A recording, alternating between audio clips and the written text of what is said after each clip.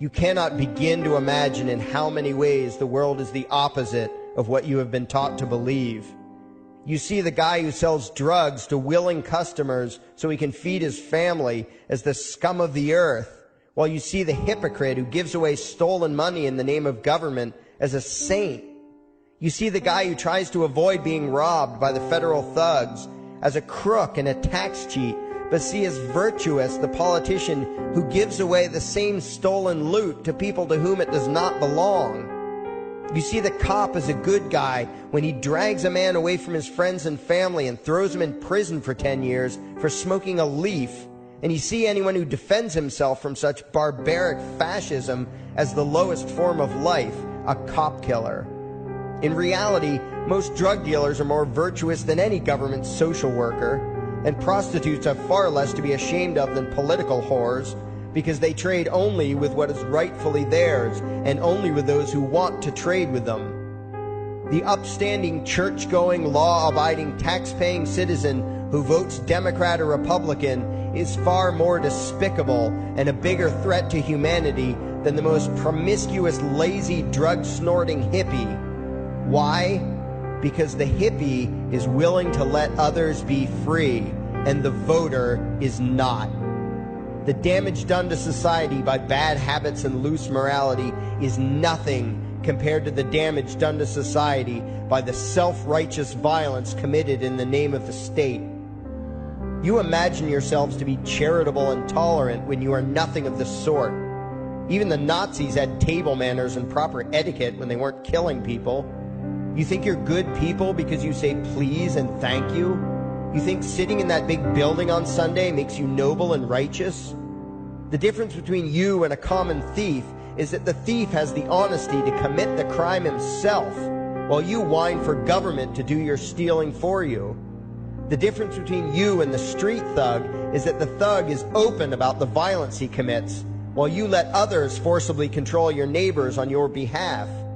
You advocate theft, harassment, assault, and even murder, but accept no responsibility for doing so. You old folks want the government to steal from your kids so you can get your monthly check. You parents want all your neighbors to be robbed to pay for your kids' schooling. You all vote for whichever crook promises to steal money from other people to pay for what you want. You demand that those people who engage in behaviors you don't approve of be dragged off and locked up, but feel no guilt for the countless lives your whims have destroyed. You even call the government thugs your representatives, and yet you never take responsibility for the evil they commit. You proudly support the troops as they kill whomever the liars in D.C. tell them to kill, and you feel good about it. You call yourselves Christians or Jews or claim to follow some other religion, but the truth is what you call your religion is empty window dressing. What you truly worship, the God you really bow to, what you really believe in is the state. Thou shalt not steal, thou shalt not murder, unless you can do it by way of government. Then it's just fine, isn't it? If you call it taxation and war, it stops being a sin, right? After all, it was only your God that said you shouldn't steal and murder, but the state said it was okay.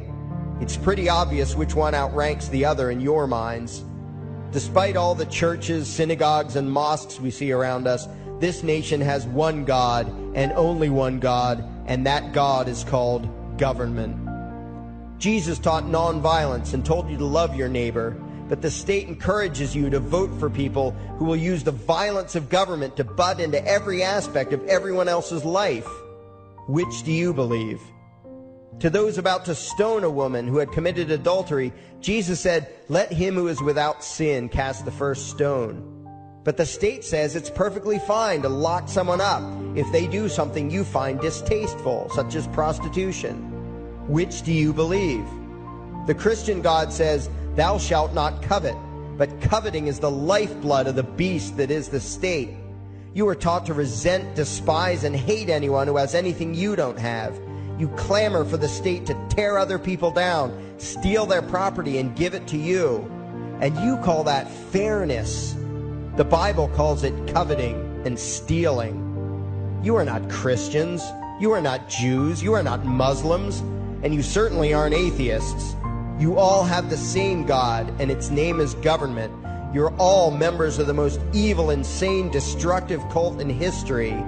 If there ever was a devil, the state is it, and you worship it with all your heart and soul. You pray to it to solve every problem, to satisfy all your needs, to smite your enemies, and to shower its blessings upon you. You worship what Nietzsche called the coldest of all cold monsters, and you hate those of us who don't. To you, the greatest sin is disobeying your God, breaking the law, you call it, as if anyone could possibly have any moral obligation to obey the arbitrary commands and demands of the corrupt, lying, delusional megalomaniacs who infest this despicable town. Even your ministers, priests, and rabbis, more often than not, are traitors to their own religions, teaching that the commands of human authority should supersede adherence to the laws of the gods they say they believe in. Several years ago, I heard one pompous evangelical jackass in particular pontificating on the radio that anyone who disobeys the civil authority, be it a king or any other government, is engaging in rebellion against God. Those were the exact words he used. What if the government is doing something wrong? Well, this salesman for Satan opined, that is the business of those in government, and you are still obligated to obey.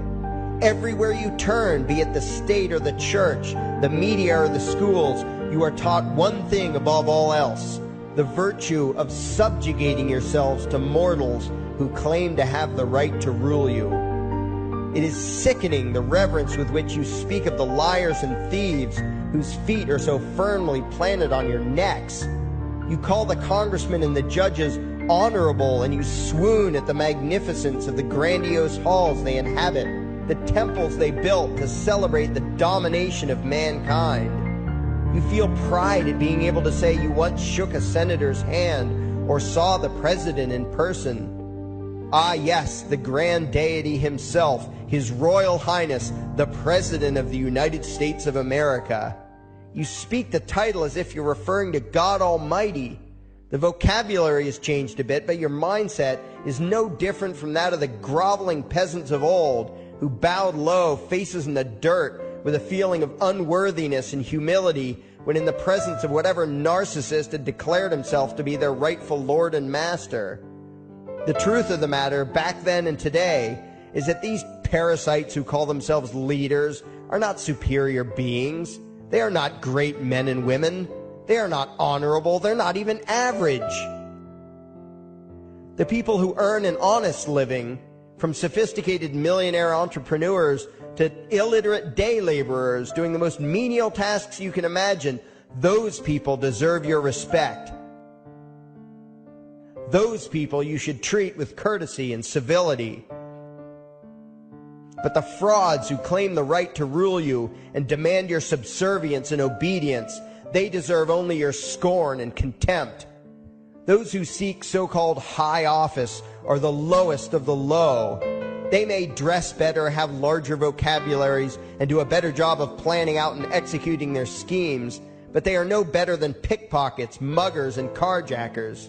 In fact, they are worse, because they don't want to rob you of just your possessions. They want to rob you of your very humanity, deprive you of your free will, by slowly leeching away your ability to think, to judge, to act, reducing you to slaves in both body and mind.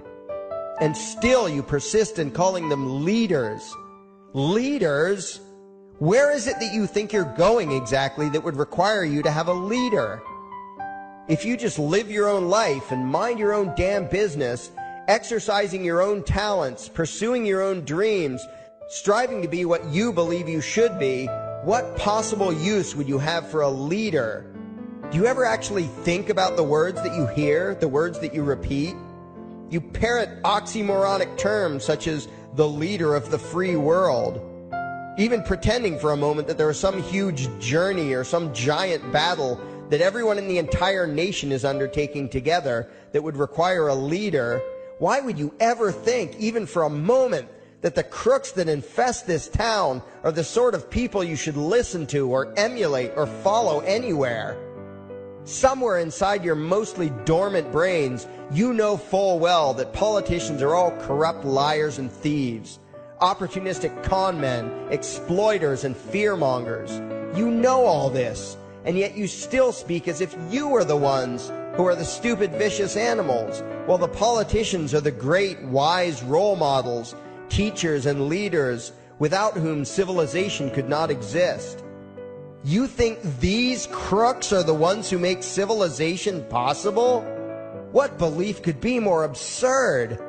Yet when they do their pseudo-religious rituals, deciding how to control you this week, you still call it law, and continue to treat their arbitrary demands as if they were moral decrees from the gods that no decent person would ever consider disobeying. You have become so thoroughly indoctrinated into the cult of state worship that you are truly shocked when the occasional sane person states the bleeding obvious. The mere fact that the political crooks wrote something down and declared their threats to be law does not mean that any human being anywhere has the slightest moral obligation to obey. Every moment of every day, in every location and every situation, you have a moral obligation to do what you deem to be right, not what some delusional bloated windbag says is legal. And that requires you to first determine right and wrong for yourself, a responsibility you spend much time and effort trying to dodge. You proclaim how proud you are to be law-abiding citizens and express your utter contempt for anyone who considers himself above your so-called laws, laws that are nothing more than the selfish whims of tyrants and thieves. The word crime once meant an act harmful to another person.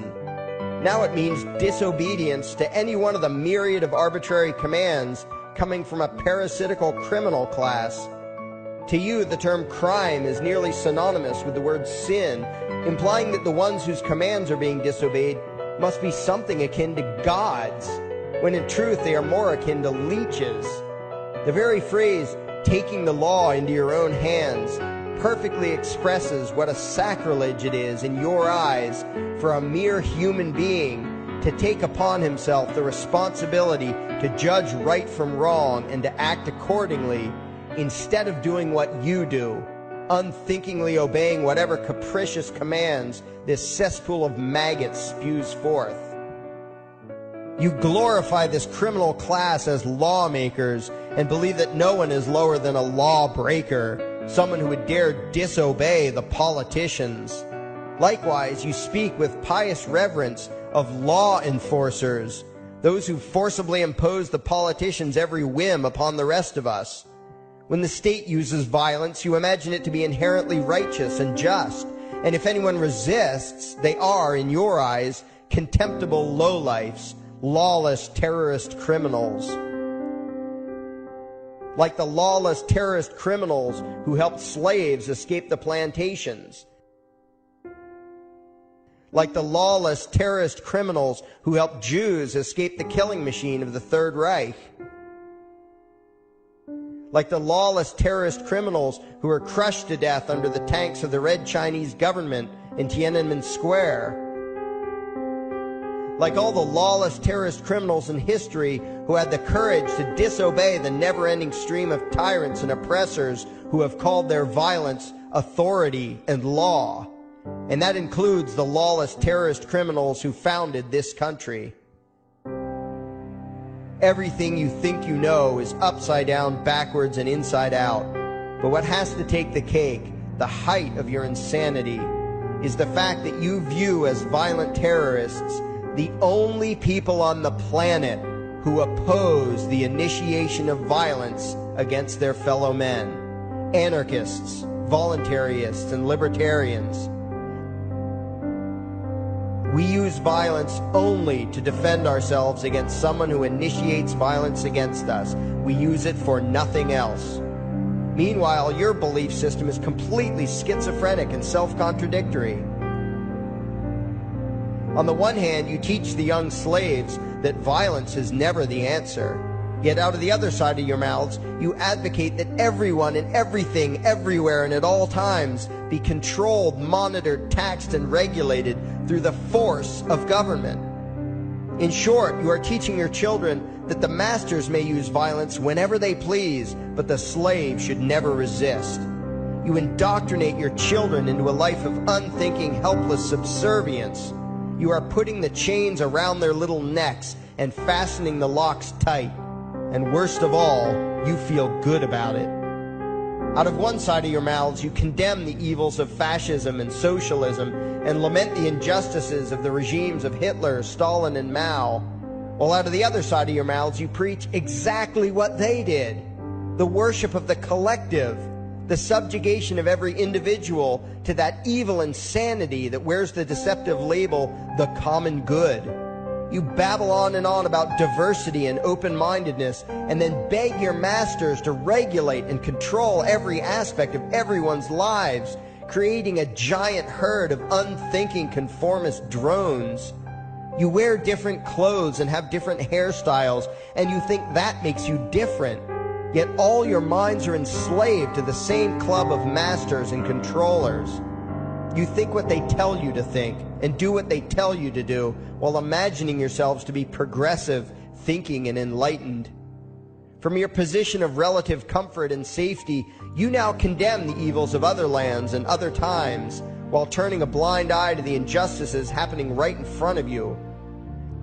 You tell yourself that had you lived in those other places, in those other times, you would have been among those who stood up against oppression and defended the downtrodden. But that is a lie. You would have been right there with the rest of the flock of well-trained sheep, loudly demanding that the slaves be beaten, that the witches be burned, that the nonconformists and rebels be destroyed. How do I know this? Because that is exactly what you are doing today. Today's injustices and oppressions are fashionable and popular, and those who resist them, you tell yourselves, are just malcontents and freaks, people whose rights don't matter, people who deserve to be crushed under the boot of authority. Isn't that right? You bunch of spineless, unthinking hypocrites, look in the mirror. Take a good look at what you imagine to be righteous and kind. You are the devil's plaything. The crowds of thousands wildly applauding the speeches of Adolf Hitler, that was you. The mob demanding that Jesus Christ be nailed to the cross, that was you.